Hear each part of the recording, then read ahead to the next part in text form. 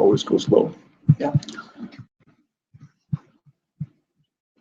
And here we are. We have a new setup. Hello, everybody. Welcome from the beautiful Ritz-Carlton Bay. I'm here with Shawn Viora, who I will hire as my camera technician because he's great on lighting. We don't have glare. He changed the lights in the background. He found a pedestrian thanks to FedEx, looks like. So he's a man with talents. But we're not going to talk about your camera talents, right? Yeah.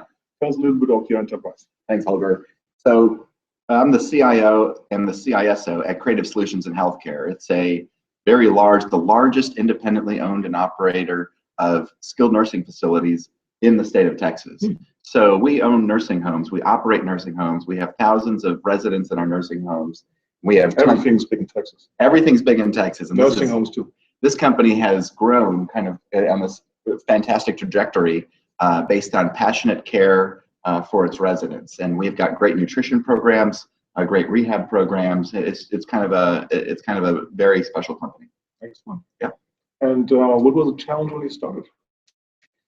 So look, from an IT perspective, the company had a bunch of disconnected systems. We were 100% locally, physically hosted on site at our own data center.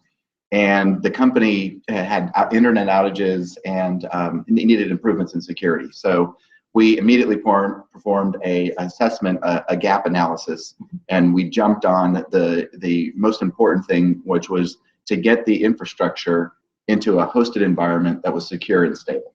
Okay. So you did a security assessment of processes, things, the laundry list, jump into action? Yeah, one of the things you and I were talking about earlier this morning was, what were the biggest challenges? And I tell you what other CIOs, might want to think about doing is when you do a needs assessment and you walk into a situation, build a security framework first. Okay. Our mantra is really about framework first, toys second. Okay. So a lot of people like to play with toys. Let's try intrusion detection. Let's try a new firewall strategy. Let's all these toys and activities start. But we really think that the best way to do it is to start with a framework. So we started with Hipaa. We took Hipaa and we read through Hipaa, as you know, and then we also one of the few people who have read Hipaa that are not. Yes, 349 pages as it prints out from the us.gov website. And then we took Hipaa and we took High-Tech Act, and then we took the NIST framework that I know you're familiar with. Okay. And we took all those frameworks and we did mapping. So everywhere where there was an IT requirement that was the same in each of the framework, we would map that into a spreadsheet, and then we assessed the company as to where they're at in the framework. Okay. Then we identified what the gap was, okay? And then after the gap was identified, we prioritized those items that were the most important things. So my suggestion to the other CIOs, the CISOs, if you're in security, if you're in IT, the mantra is framework first, toys second. Okay.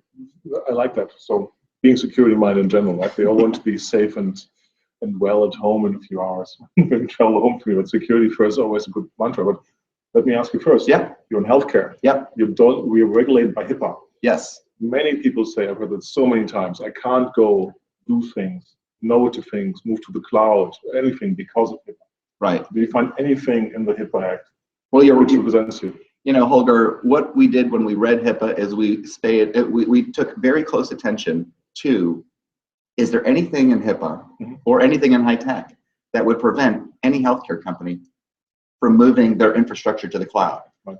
And what we found was the answer is no. There's nothing in there that prevents any part of the infrastructure to go to the cloud. In fact, we embraced the cloud in a way where we went not only to the cloud, but we went to be the first healthcare company in the country to be 100% in the cloud. As I announced last month at VMware at Moscone Center in San Francisco, we announced it to the industry. And basically, as of this point forward, every CIO in a healthcare company is now on notice. You can no longer go to your management. You can no longer tell your employees that we can't go to the cloud because of Hipaa, because basically you're on notice. There's nothing in there that prevents you. Yeah. So how do you do it? You mentioned VMware. What are your tools? What are your vendors? Right. Well, look, we spent a lot of time on picking the right set of vendors for this company. And I tell you what, VMware's vCloud Air solution met all of our needs in terms of helping us go from physical servers to a virtualized environment. At the same time, we went from a premise base to the cloud. And many CIOs, many healthcare companies are in the same position right now. They have a whole set of physical servers. They've got a hybrid cloud strategy, and VMware is a big part of it. The other key providers. Look, we have our HR system with Ceridian, Dayforce. We have our EHR, Point Click Care, Toronto-based company. And so we've got 40 different software vendors, all of them cloud-based, right? And the ones that we need to work together are working together. Holger, you were just at the API conference. That's right. API, yeah. So look, we're taking full advantage of these APIs that are available through the cloud companies. And we're not only having interoperability success, but we're also having big data, business intelligence, visual analytics success as a result of putting all these providers in the cloud. When you go to the cloud, the way we did in terms of being 100% of the cloud, you have an IT staff that instead of racking servers and babysitting servers and patching and updates and come on, really? No, we are spending time on delivering solutions and analytics to the business units, and that's driving success of the company. And at the end of the day, it's about the outcomes for our patients, and those patients are seeing that on a day-to-day basis. So if I distill it, right, you basically move to cloud-based providers with their standard software.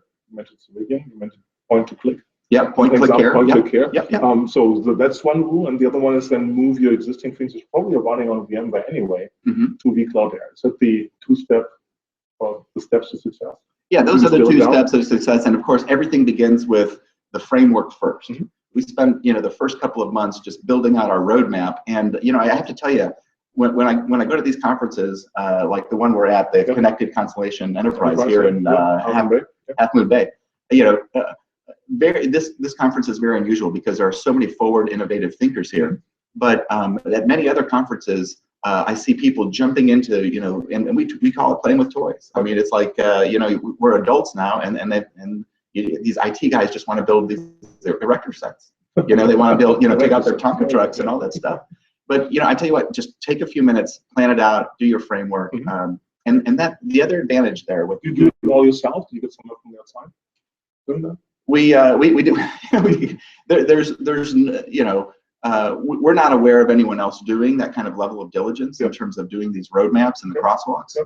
So we embarked on it ourselves. And what it allows a CIO and a CISO to do is to be defensible, really. If you're a CIO and what's keeping you up at night is Hipaa and these regulations and breaches, et cetera. If you have a framework and you take that framework and you communicate that with management, then there's full visibility about where the company is at, what the improvements are, and no one would be caught off guard with the framework. Great story, great success, congratulations. Tell us a little bit about the size. Did you move 10 servers, 100 servers? What kind of volume of it?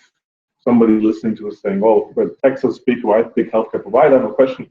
Give us any indication of what you moved. Yeah, sure. We started with a phase one, of course. So we just took kind of our core back off ERP solutions and we moved them to the cloud. That was about 24 servers. And then we started just once we had the success with our ERP and non-Hipaa data, we moved all that.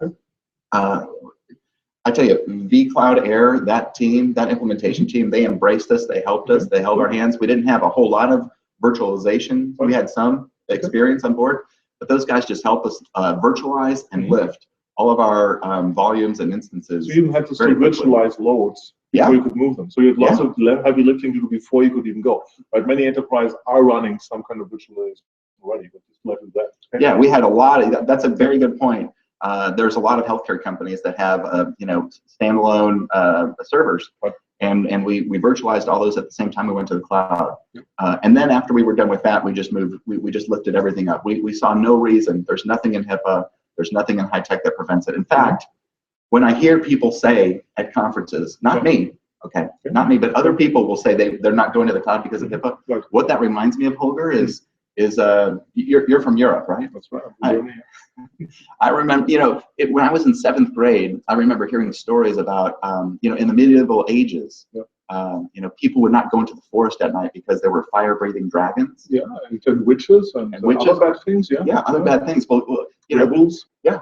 So when people say, we can't go to the cloud because of Hipaa, that's what that reminds me of. And I tell you what, there are no fire-breathing dragons in the forest. There are no witches, no werewolves, no? You haven't found them? Maybe you haven't found them. Since how long are you alive? Since how long have you moved? Okay, so we started the process about 2 years ago. Okay. And as of a year ago, we're 100% in the cloud. So realistically, in a year, if you push Yep. foot on the gas pedal, you can move from local data centers. How many do you have? Well, locally we had two within Texas, and now we're high. We've got this high availability architecture, Right, yeah. so we're also in multiple cloud data centers with our core instances. So would you say your architecture improved in terms of high availability? Oh, absolutely. I mean, across the board. Look, there's no dispute. I mean, the smartest people in the world are at these cloud companies, and they're running security, they're running updates, they're running patches. Yeah. The ROI is off the charts. Yeah.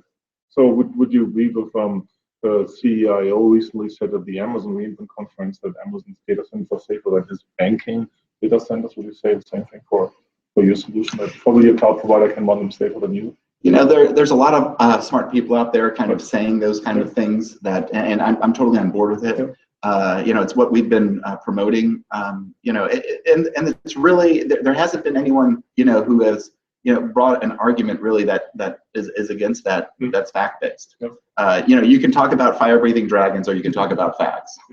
Okay, very good. So you learn also have the framework first, think of security, we're all adults. Anything else, what to avoid, what to learn lessons like you give a lot to CIOs listening to this, looking to move to the cloud?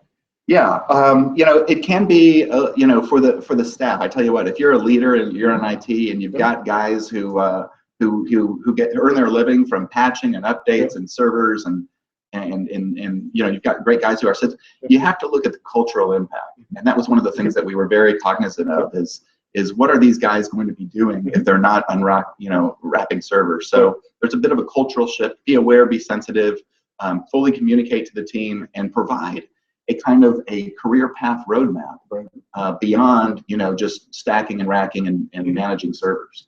Because cloud is the biggest impact that we see for the IT function since it was created. So the roles change, locations change, everything's ongoing linearly. So what kind of roles did you find? Is the last question. For people who are server huggers or they make the living on the server.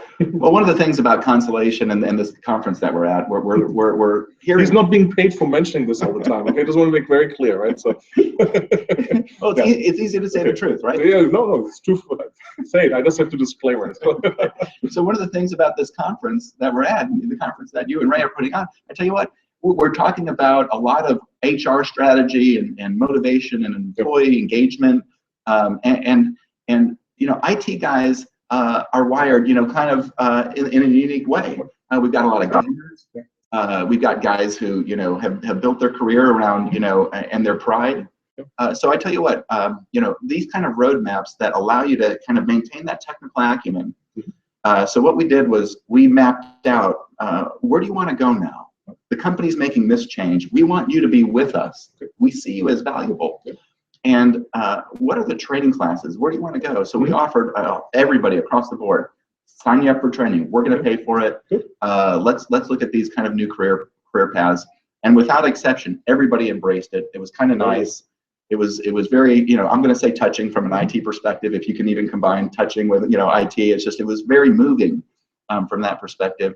And now our employees are very engaged in the business. In the past, you had 80-90% engagement with technology. Now we've got like 50% engagement with technology, and the other 50% on a day-to-day basis, our staff is engaged fully with the business. Explaining why did the number go down? We had, our team was 80-90% of their day-to-day task was just engaging with the technology, managing the technology. Consumed with making sure the lights keep on. Yeah. And now they're lights down on. to 50%, and they have more chance to interact with. The business. I tell you what, going to the cloud not only means that you don't have these servers, but the patches, the updates, negotiating these the contracts for the operating systems.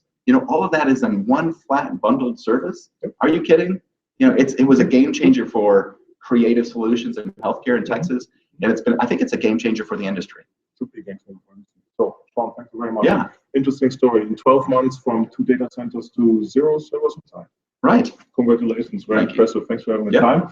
Thanks for watching. Greetings from Half Moon Bay, and we'll speak to you soon. Thank you. Ciao. Perfect.